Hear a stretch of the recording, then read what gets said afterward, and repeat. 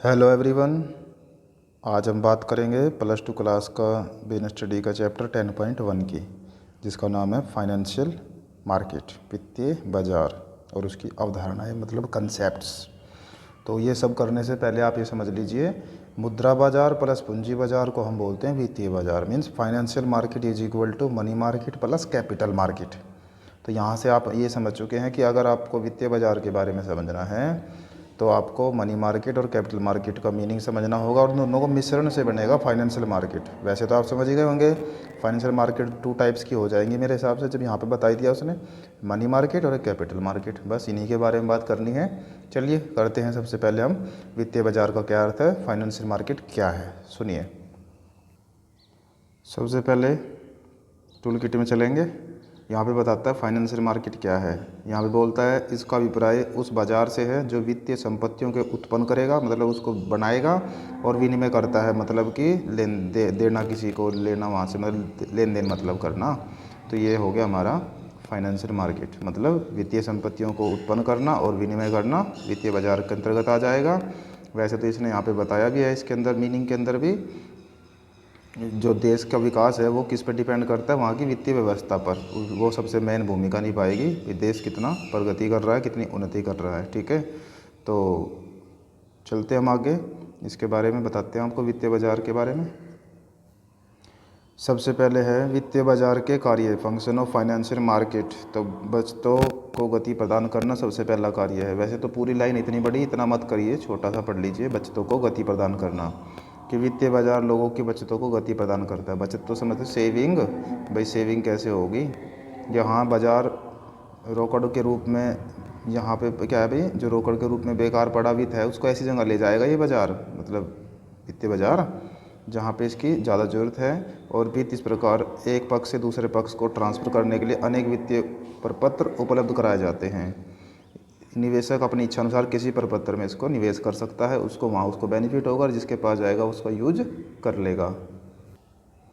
उसके बाद है मूल्य खोज में सहायक, मतलब मूल्य मतलब कि प्राइस, खोजना मतलब सर्च करना, सहायता, सहायक मतलब हेल्प, सहायता। तो किसी भी वस्तु या सेवा का मूल्य है जो मांग तथा पूर्ति की शक्तियों द्वारा निर्धारित होता है। अभी कितनी उसकी डिमांड है, कितनी उसका प्राइस है, ठीक है, सप्लाई कितनी है, डिमांड कितनी है।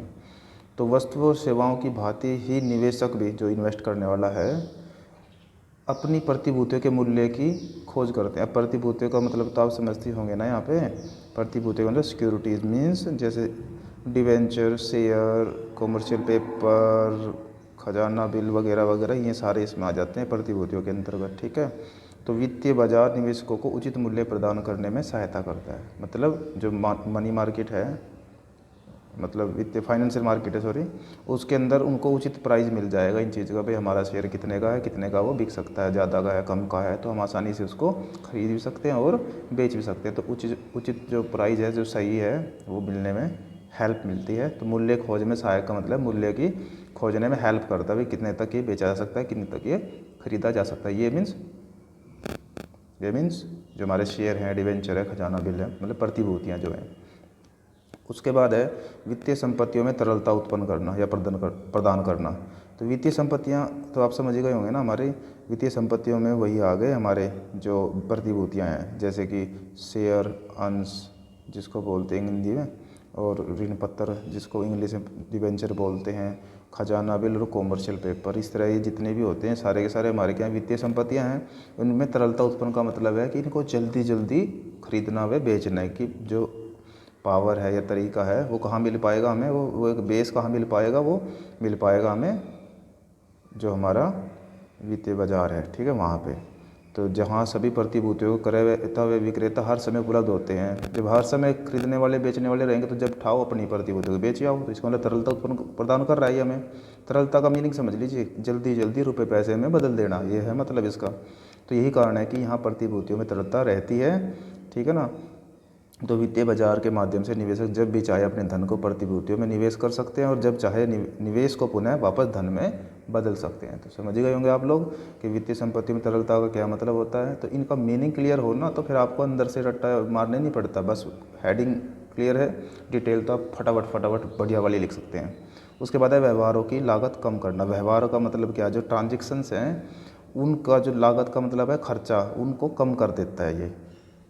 क्यों वित्तीय बाजार, जैसे आप भी समझते हो, फॉर एग्जांपल मान लो एक तो आप कोई यहाँ परचून की दुकान से कोई सामान खरीदते हैं तो वो अपना जो थोड़ा बहुत खर्च उसका प्रॉफिट है वो ऐड करके बेचता है उसको। बट आप जब थोक की दुकान से लाते हैं या सीधा उसी मार्केट से जाके लाते हैं ना उस सामान को, तो वो उसके मुकाबले कम मिलता है, तो लागत घट जाती है व्यवहार की। तो यहाँ पे भी इसी प्रकार है, प्रतिभूतियों का क्रय विक्रय करते समय अनेक सूचनाओं की आवश्यकता होती है, इन्हें प्राप्त करने में बहुत धन व समय खर्च होता है। तो वित्तीय बाजार ये सूचनाएं बिना किसी लागत के उपलब्ध करवाता है और इस प्रकार वित्तीय बाजार व्यवहारों की लागत को कम करने का काम करता है। जो ट्रांजैक्शंस के खर्चे हैं वो घटा देगा तो सही रेट पे मिल जाएगा। तो इस तरह से जो मैंने आपको बताया ये है वित्तीय बाजार के कार्य, फंक्शन ऑफ फाइनेंशियल मार्केट, ठीक है, जो आपको समझ आए होंगे। और जब आपको ये हेडिंग समझ आएंगे तो आपको आगे भी अपना समझ आएगा। अच्छी तरह करिए। Thank you.